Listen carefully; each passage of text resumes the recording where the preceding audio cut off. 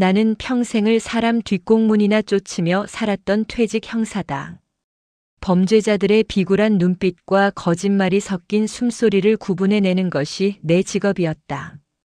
그런 내가 35 늦은 나이에 겨우 짝을 찾아 시집간 외동딸 서연이의 신혼집 현관에 서 있다. 그런데 문을 열자마자 내 발끝에 닿은 것은 딸의 것이 아닌 지나치게 화려하고 굽 높은 빨간 하이힐이었다. 도윤아, 설거지는 내가 할게. 서연이는 원래 이런 거 잘 못하잖아.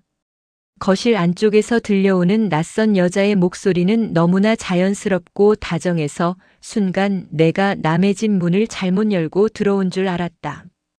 심장이 덜컥 내려앉는 기분과 함께 형사 시절 느꼈던 그 지독한 직감이 뒤통수를 때렸다. 내 딸의 신혼집에 내 딸이 아닌 다른 여자의 생활감이 가득 차 있었다. 나는 신발을 벗다 말고 멈춰서서 거실을 응시했다. 이 집엔 내 딸 말고 또 다른 며느리가 살고 있었다. 구독과 좋아요는 영상 제작에 큰 힘이 됩니다. 나 박정호는 62의 나이로 경찰직을 내려놓았다.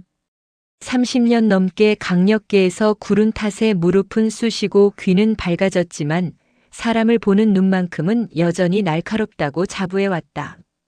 퇴직 후 내 유일한 걱정거리는 30 중반이 되도록 일에만 파묻혀 살던 외동딸 서연이었다.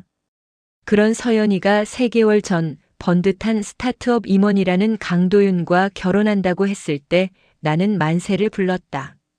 하지만 오늘 사위 녀석이 바쁘다는 핑계로 차일피일 미루던 집들이 대신 예고 없이 들른 이 집에서 나는 말로 설명할 수 없는 기묘한 위화감을 느꼈다.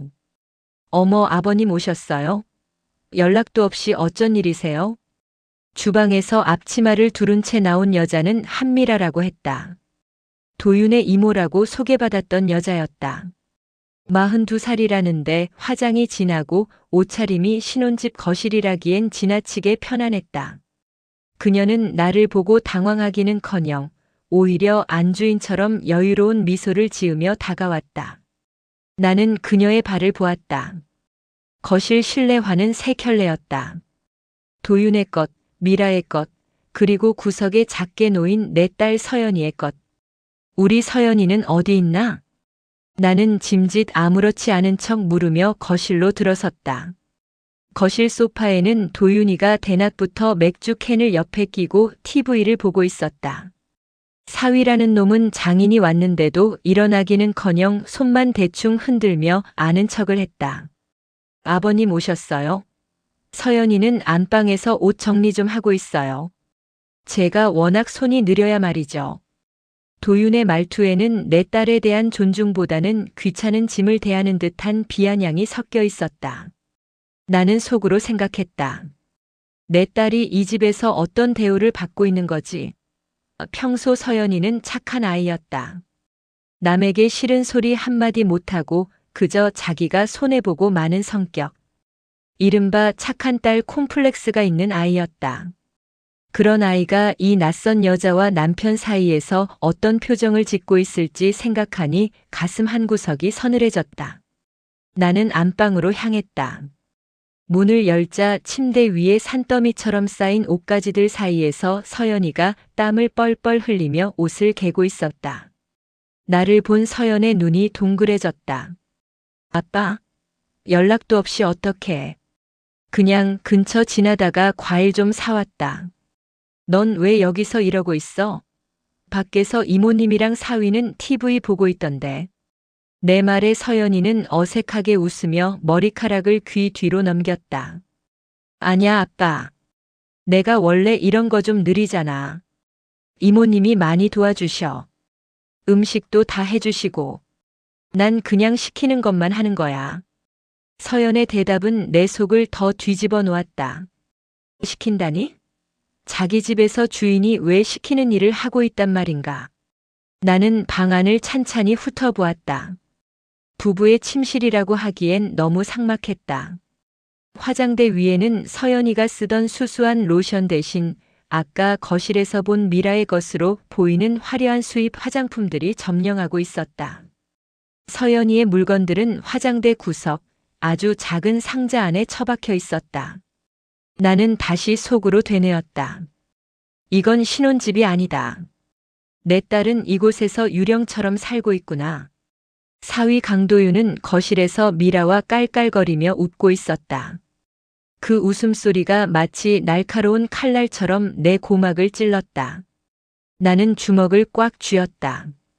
형사 시절 범죄 현장에 들어섰을 때 느꼈던 그 특유의 피냄새와 비릿한 공기가 이 깨끗한 아파트 거실에서 진동하고 있었다. 서연아, 거실로 나와라. 아빠랑 같이 과일이나 먹자. 내 부름에 서연이는 주저하며 일어났다. 거실로 나가는 딸의 뒷모습이 어찌나 왜소해 보이던지 내 심장이 조여드는 것 같았다. 거실 테이블에는 이미 미라가 깎아놓은 사과가 놓여 있었다. 미라는 소파 상석에 앉아 도윤에게 사과를 입에 넣어주고 있었다. 그 모습은 영락없는 부부의 모습이었다. 아버님, 저는 이 집에서 가족 같은 사람이에요. 도윤이 어릴 때부터 제가 다 키웠거든요. 서연이는 아직 살림이 서툴러서 제가 좀 가르치고 있어요. 미라가 당당하게 내뱉는 말에 나는 헛웃음이 나올 뻔했다. 가족 같은 사람이라니. 가족 같은 사람이 조카의 신혼집 안방 화장대를 차지하고 조카 며느리에게 빨래를 시키고 조카에게 과일을 먹여준단 말인가. 나는 조용히 내 손목시계를 내려다보았다. 이 집에 발을 들인 지 이제 겨우 2분이 지났다.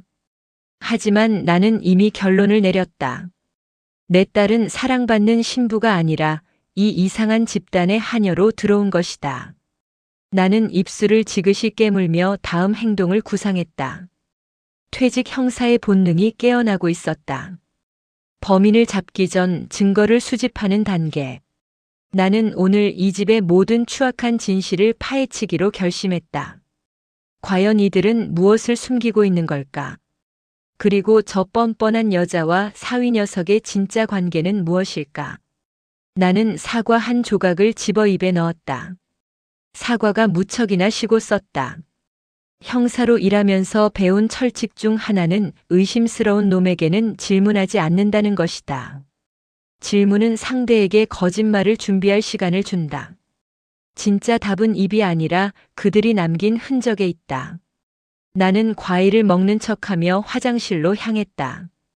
잠시 손 좀 씻으마. 화장실 문을 닫고 들어서자마자 나는 수건거리를 살폈다. 수건은 세 종류였다. 도윤의 이니셜이 새겨진 회색 수건, 세련된 레이스가 달린 분홍색 수건, 그리고 서연이가 집에서 가져온 낡고 평범한 흰색 수건. 분홍색 수건은 젖어 있었고 서연의 수건은 바싹 말라 있었다. 방금 샤워를 하고 나간 사람은 서연이가 아니라 저 여자 미라라는 뜻이다. 세면대 위 칫솔 꽂이도 가관이었다.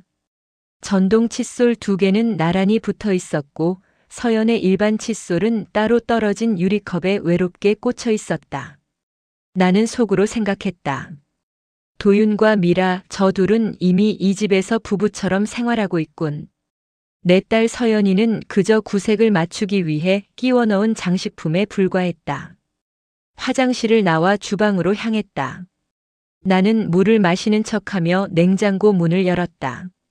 냉장고 안은 더욱 기괴했다. 칸마다 이름표가 붙어 있었다. 도윤, 미라, 그리고 맨 밑 칸에 아주 작게 쓰인 서연. 도윤과 미라의 칸에는 값비싼 고기와 밑반찬이 가득했지만 서연의 칸에는 먹다 남은 배달 음식 용기와 유통기한이 임박한 편의점 샐러드뿐이었다.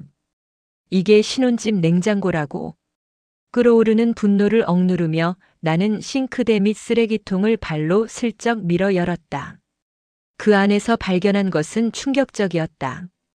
약국 봉투와 함께 버려진 두 종류의 피임약 상자였다. 하나는 일반적인 경구 피임약이었고 다른 하나는 성분이 아주 강한 사후 피임약 처방전이었다. 내 딸 서연이는 아이를 간절히 원한다고 했었다. 그런데 이 집 쓰레기통에 왜 이런 것들이 나뒹굴고 있는 걸까? 나는 주방 식탁 위에 놓인 약통으로 시선을 돌렸다. 도윤의 영양제들 사이에 낯선 약병 하나가 보였다. 슬쩍 병을 돌려 이름을 확인했다. 심리안정제 그리고 신경이완제. 복용자 이름은 윤서연.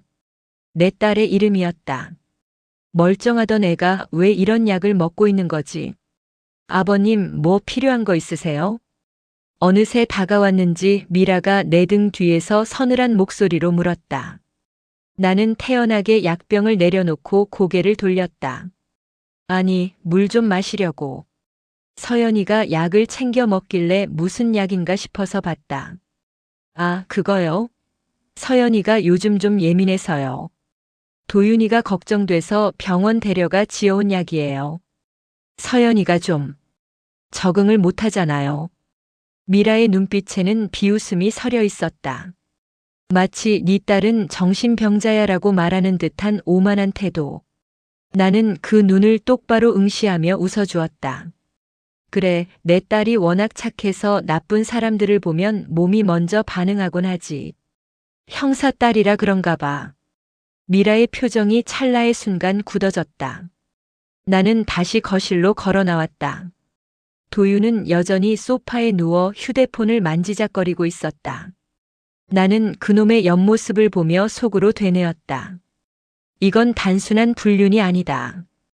계획된 이중결혼 혹은 그 이상의 사기극이다. 도윤이 내민 결혼 자금 명목의 대출 서류, 서연이 명의로 된 이 집의 계약금, 그리고 이 집에서 안주인 행세를 하는 이모라는 여자. 모든 퍼즐 조각이 내 머릿속에서 하나의 그림을 완성해 가고 있었다. 도윤과 미라는 경제적 능력이 없는 서연을 이용해 집과 돈을 갈취하고 서연을 정신적으로 몰아세워 노예처럼 부리고 있는 것이 분명했다.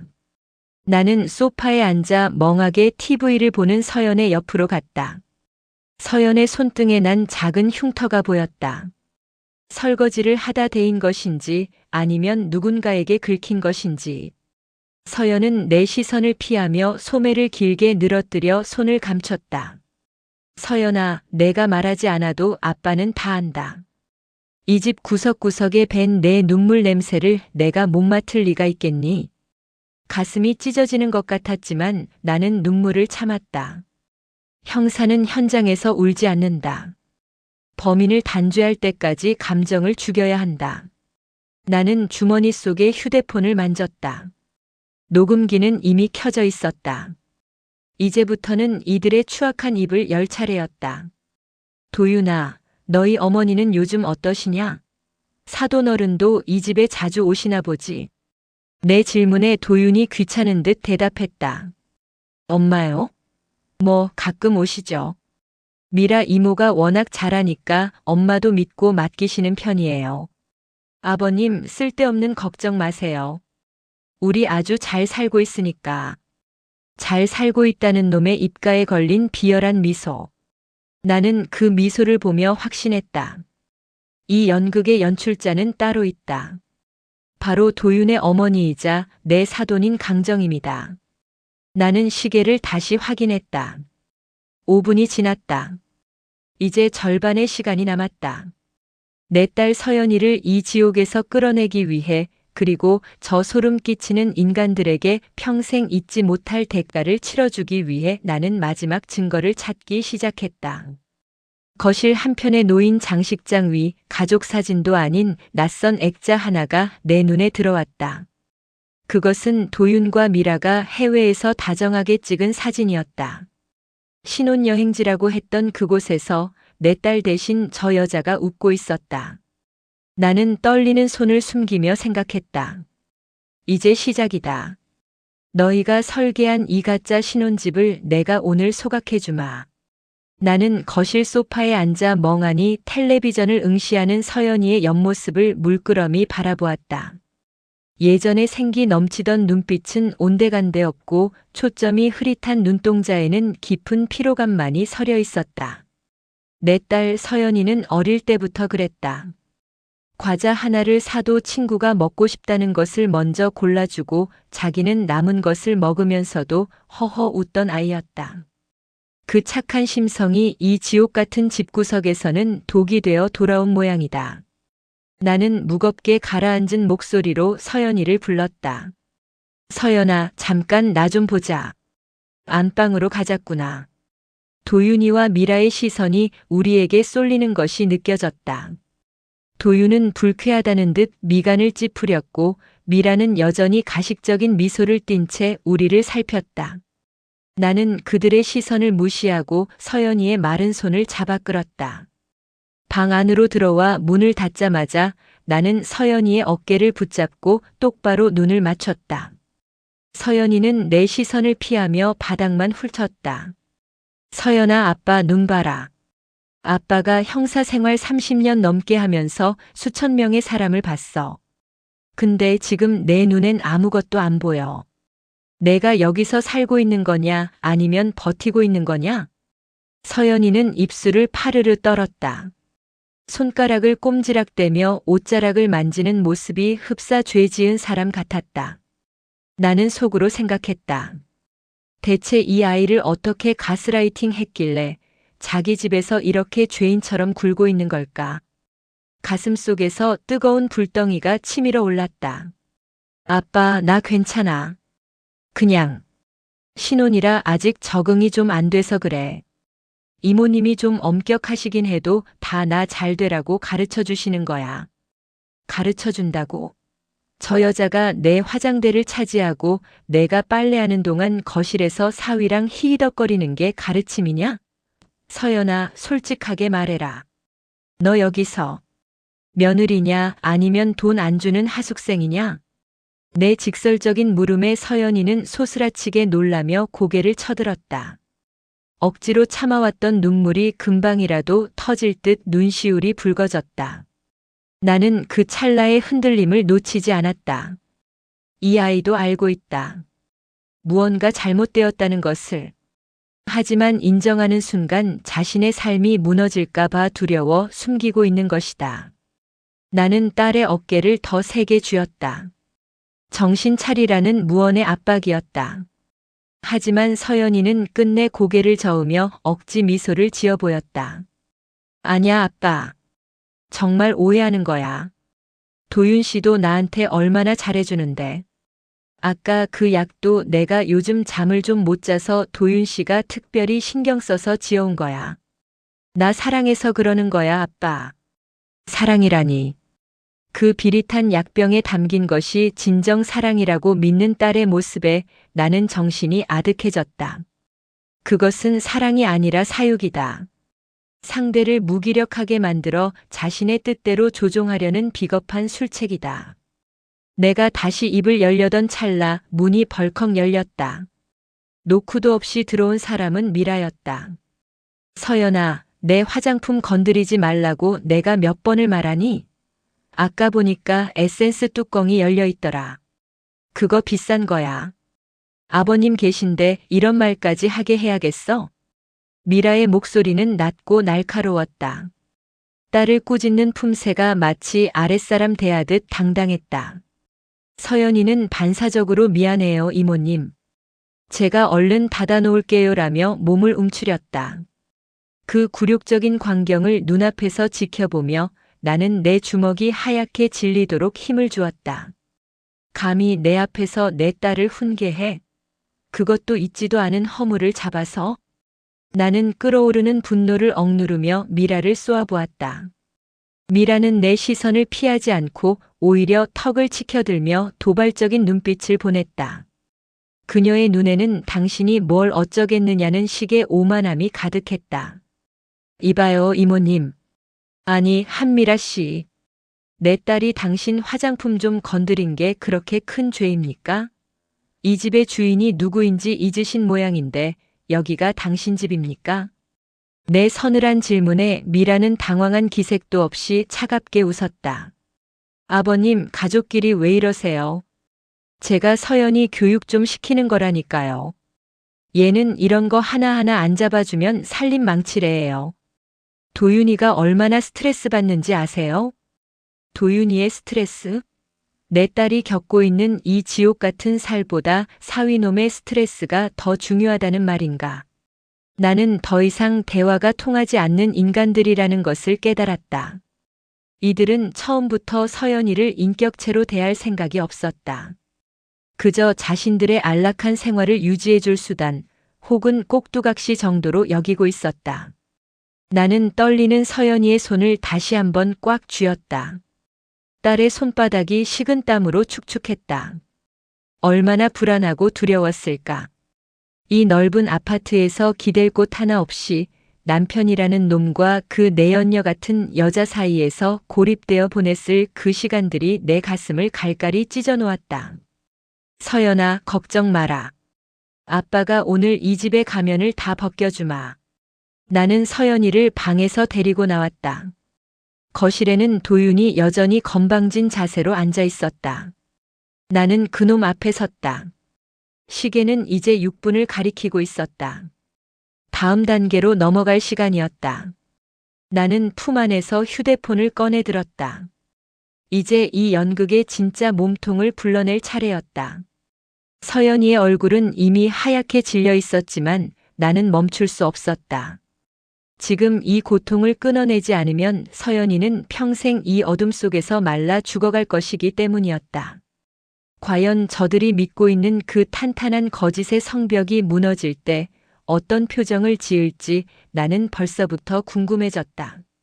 나는 거실 테이블 위에 휴대폰을 올려두고 스피커폰을 켰다. 도윤과 미라의 눈동자가 흔들리는 것이 보였다. 나는 망설임 없이 단축번호 1번을 눌렀다.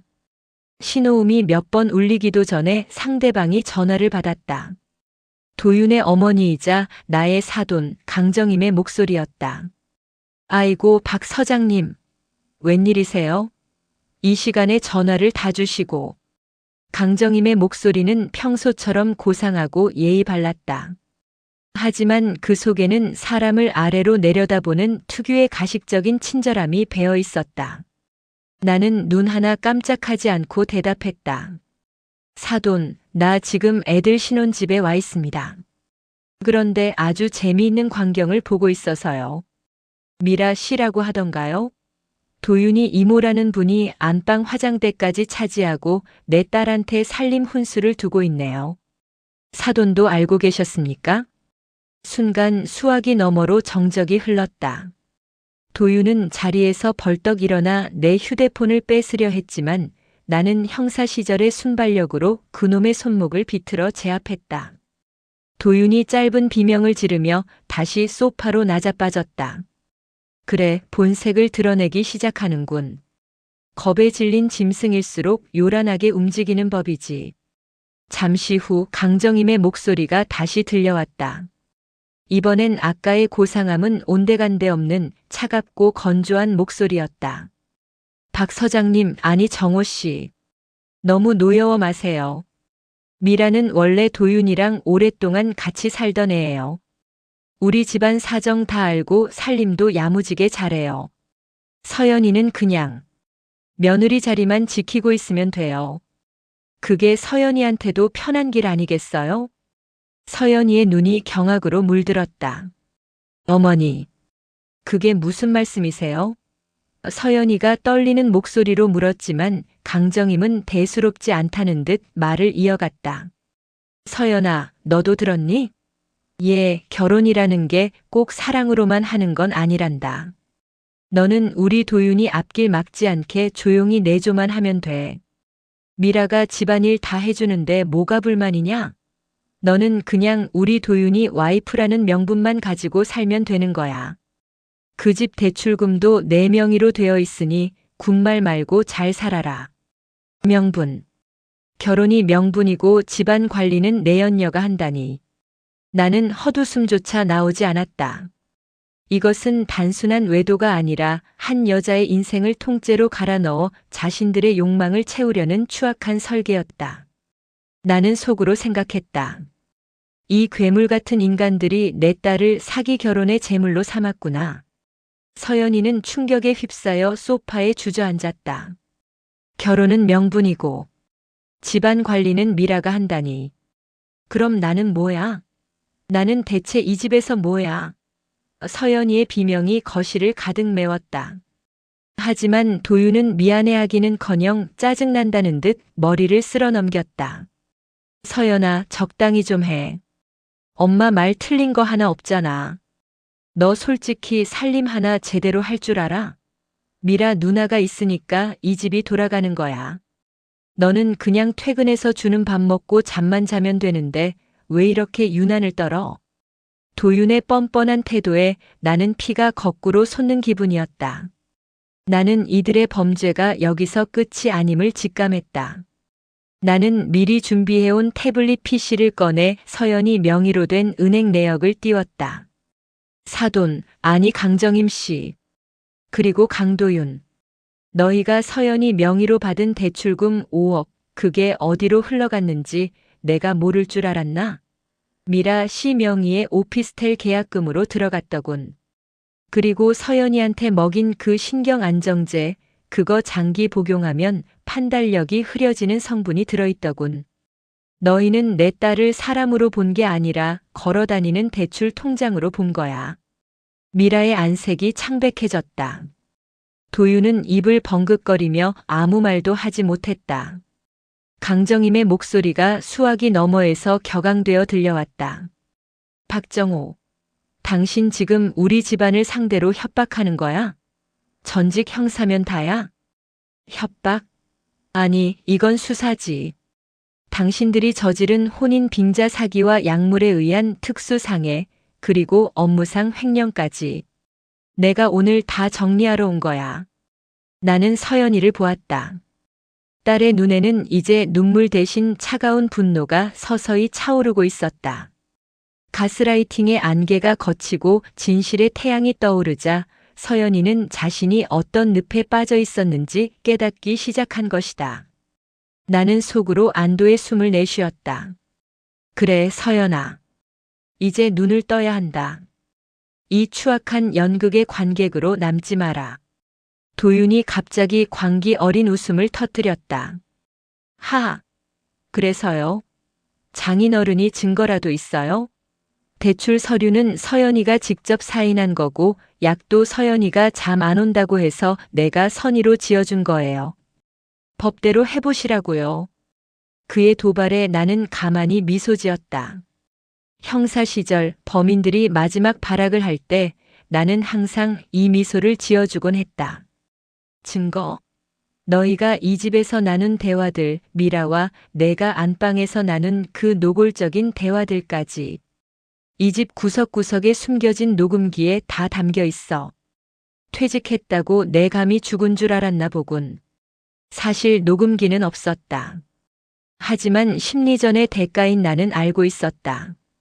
죄를 지은 자들은 자신의 그림자에도 놀라는 법이다. 도윤과 미라는 서로를 미친 듯이 쳐다보며 안절부절 못하기 시작했다. 그들의 견고해 보이던 동맹에 균열이 가고 있었다. 나는 시계를 보았다. 8분. 이제 연극의 막을 내릴 클라이맥스가 다가오고 있었다. 나는 서연의 손을 잡고 자리에서 일어났다. 이제 이 집은 더 이상 신혼집이 아니라 곧 무너져 내릴 범죄 현장에 불과했다. 나는 서연이에게 나지막이 속삭였다. 서연아, 이제 내가 선택할 차례다. 이 쓰레기통 속에 계속 남을 건지 아니면 아빠랑 같이 나가서 새 삶을 살 건지. 서연이는 떨리는 숨을 몰아쉬며 도윤을 보았다. 그리고 그 눈에는 평생 본 적 없는 단호함이 깃들었다. 과연 서연이가 내던질 마지막 일격은 무엇일까? 나는 딸의 선택을 기다리며 차가운 침묵을 지켰다. 도윤의 얼굴은 이제 흑빛을 넘어 푸르게 변해 있었다. 내 거짓말 혹은 직감일 수도 있는 녹음기 한마디에 저놈들의 견고했던 성벽이 모래성처럼 무너져 내리는 것이 보였다. 나는 그 틈을 놓치지 않았다. 나는 품 안에서 노란 서류 봉투 하나를 더 꺼내 테이블 위에 탁 소리가 나게 올려두었다. 이게 뭐예요? 미라가 떨리는 손으로 물었다. 나는 대답 대신 서류를 한 장씩 펼쳐 보였다. 그것은 도윤이가 서연이 몰래 진행한 이중 임대 계약서와 미라와의 5년간의 동거 기록, 그리고 서연이의 인감도장을 도용해 신청한 추가 대출 서류 사본들이었다. 형사 시절 인맥을 총동원해 오늘 아침 미리 확보해둔 비장의 카드였다. 이거 결혼이 아니라 사기 결혼이다. 아니, 더 정확히 말하면 인신매매나 다름없는 조직적 범죄지. 나는 도윤의 눈을 뚫어지게 쳐다보며 말했다. 도윤은 짐승 같은 소리를 내며 내 손에 든 서류를 낚아채려 했다. 하지만 나는 이미 그의 움직임을 예상하고 있었다. 가볍게 몸을 틀어 그를 피한 뒤 그대로 그의 팔을 꺾어 테이블 위로 눌러버렸다. 이런 놈들은 매가 약이다. 말로 해서 알아들을 인간들이 아니지. 나는 속으로 생각했다.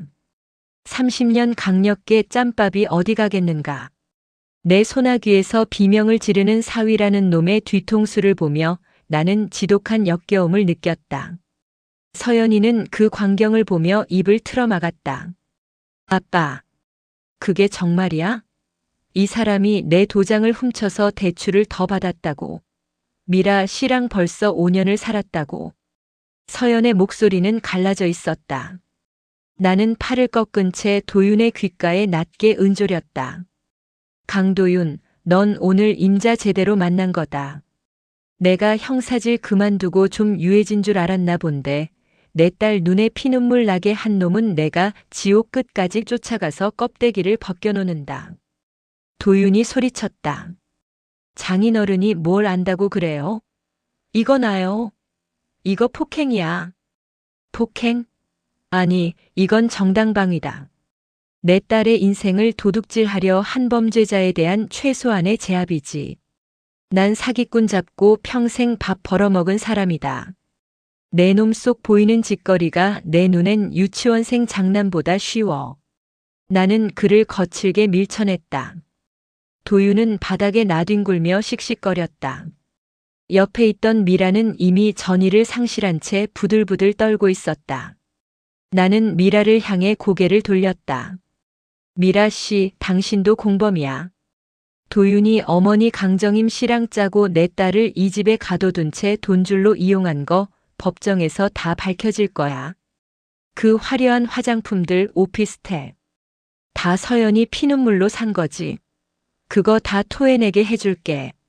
나는 다시 속으로 다짐했다. 내 딸을 이렇게 만든 저 괴물 같은 인간들을 하나도 남김없이 무너뜨리겠다.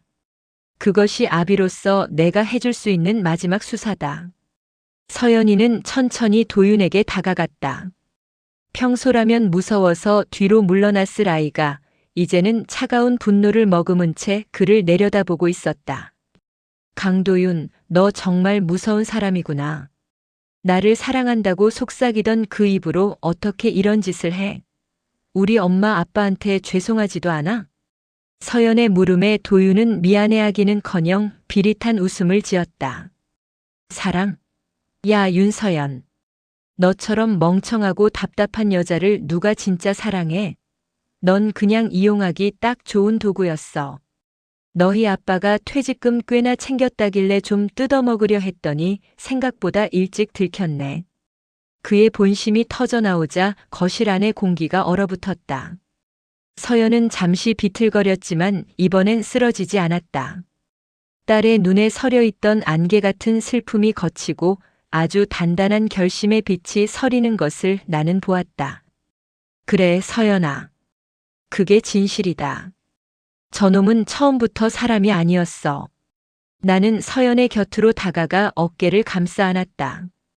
서연의 몸은 차가웠지만 떨림은 멈춰 있었다. 아빠, 나 이제 다 알겠어. 내가 얼마나 바보 같았는지. 이 사람이 나한테 먹인 약이 내 정신을 흐리게 한 게 아니라 내 마음이 눈을 감고 있었던 거야. 서연의 고백에 내 가슴이 미어졌다. 하지만 지금은 슬퍼할 때가 아니었다. 나는 시계를 보았다. 9분 경과. 이제 마지막 1분이 남았다. 나는 도윤과 미라에게 최후의 통첩을 던졌다. 지금 당장 이 집에서 내 놈들 짐 다 싸서 나가라. 이 집 계약은 내 딸 명이고 오늘부로 너희는 무단 침입이다. 경찰 부르기 전에 꺼지는 게 신상에 좋을 거야. 아니, 경찰은 내가 이미 불렀으니 조사가 시작되기 전까지의 시간을 줄 뿐이다. 도윤은 분노로 얼굴이 일그러진 채 소리를 질렀지만 이미 전세는 역전되어 있었다. 나는 딸의 손을 잡고 현관으로 향했다. 이제 이 더러운 현장에서 내 딸을 구출해 나갈 시간이었다. 과연 서연이가 이 문을 나설 때 어떤 선택을 할지 나는 딸을 믿기로 했다. 나는 현관 앞에 서서 서연이에게 미리 챙겨온 가방 하나를 건넸다. 그 안에는 서연이가 평소 아끼던 몇 가지 물건과 내가 미리 정리해둔 법적 대응 서류들이 들어있었다. 아빠, 나 이 집 그냥 이렇게 두고 가도 돼? 내 물건들도 많은데. 서연이가 뒤를 돌아보며 물었다. 그 집 안에는 여전히 도윤과 미라가 악다구니를 쓰며 서로를 탓하는 소리가 들려오고 있었다. 나는 서연의 눈을 똑바로 보며 힘주어 말했다. 서연아, 집은 나오는 게 아니라 버리는 거다. 쓰레기통에 내 물건 좀 남겨두고 왔다고 아까워할 필요 없어. 새로 시작하면 된다. 저런 오물 묻은 것들은 다 태워버려야 해. 내 말에 서연이는 잠시 멈칫하더니 이내 깊은 숨을 내뱉었다. 그리고 손가락에 끼워져 있던 화려하지만 무거운 결혼 반지를 천천히 뺐다. 반짝이는 다이아몬드가 거실 조명에 비쳐 비웃듯 빛나고 있었다. 서연이는 그 반지를 거실 테이블 위로 탁 소리가 나게 내려놓았다. 도윤 씨, 아니 강도윤. 넌 오늘 아내를 잃은 게 아냐. 내 인생 최대의 사기가 실패한 날이지. 이 반지도 이 집도 그리고 나도. 이제 너한테는 아무것도 없어. 딸의 목소리는 떨리지 않았다. 오히려 맑고 투명했다. 나는 속으로 생각했다. 장하다 내 딸. 이제야 내가 박정호의 딸답구나. 우리는 현관문을 열고 밖으로 나왔다. 뒤에서 도윤이 달려나와 이봐. 그냥 가면 어떡해. 대출금은 내가 갚아야 할 거 아냐. 라고 비명을 질렀다. 나는 문이 닫히기 직전 그놈의 얼굴을 향해 마지막으로 일갈했다. 대출금? 걱정 마라. 사기 결혼으로 인한 계약 무효 소송과 손해배상 청구가 곧 내 놈과 내 어머니 앞으로 배달될 테니까. 넌 오늘부터 숨 쉬는 것조차 빚이 될 거다. 철컥 하고 문이 닫혔다. 그 견고한 철문이 마치 지옥의 입구를 봉쇄하는 것처럼 느껴졌다. 엘리베이터로 향하는 복도에서 서연이는 한참 동안 말이 없었다. 1층에 내려와 주차장으로 걸어가는 동안 시원한 저녁 바람이 우리를 맞이했다. 차에 올라타자마자 서연이는 핸들에 머리를 묻고 참았던 눈물을 터뜨렸다. 하지만 그것은 절망의 눈물이 아니었다. 씻어내야 할 오물을 다 뱉어내는 정화의 눈물이었다. 나는 아무 말 없이 딸의 등을 토닥여 주었다. 아빠, 나 오늘 정말 다시 태어난 것 같아. 그 집 안에서 숨이 막혀 죽을 것 같았는데 이제야 숨이 쉬어져. 서연의 말에 나는 미소를 지으며 시동을 걸었다. 그래, 서연아. 결혼식 날보다 이 날이 내 인생에서 훨씬 더 중요한 날이다. 진짜 내 삶을 찾았으니까. 나는 차를 몰아 아파트 단지를 빠져나왔다. 백미러로 멀어지는 아파트를 보며 나는 생각했다. 인생이란 게 가끔은 이렇게 혹독한 수업료를 요구하기도 하지. 하지만 그 수업을 마친 뒤에는 반드시 더 강한 사람이 되는 법이다. 도윤과 그의 어머니 그리고 미라는 이제 법의 심판대 위에 서게 될 것이다. 내가 가진 모든 증거와 형사 시절의 집요함으로 그들을 단 한 명도 용서하지 않을 작정이었다. 복수는 감정적으로 하는 것이 아니라 차갑고 논리적으로 완성하는 법임을 그들에게 가르쳐 줄 것이다. 서연이는 차창 밖으로 스쳐 지나가는 밤거리 풍경을 물끄러미 바라보았다. 울음을 그친 딸의 옆모습은 그 어느 때보다 단단해 보였다. 우리는 집으로 향하는 길에 작은 국밥집에 들렀다. 뜨끈한 국물 좀 먹자. 속이 든든해야 싸울 힘도 생기는 법이다. 나의 제안에 서연이는 고개를 끄덕이며 웃었다. 응, 아빠. 나 배고파. 아주 많이. 우리는 김이 모락모락 나는 국밥을 마주하고 앉았다. 서연이가 숟가락을 크게 떠서 입에 넣는 모습을 보며 나는 비로소 가슴속의 응어리가 풀리는 것을 느꼈다. 평생 남을 위해 수사하고 범인을 잡아왔지만 오늘처럼 보람찬 검거는 없었다.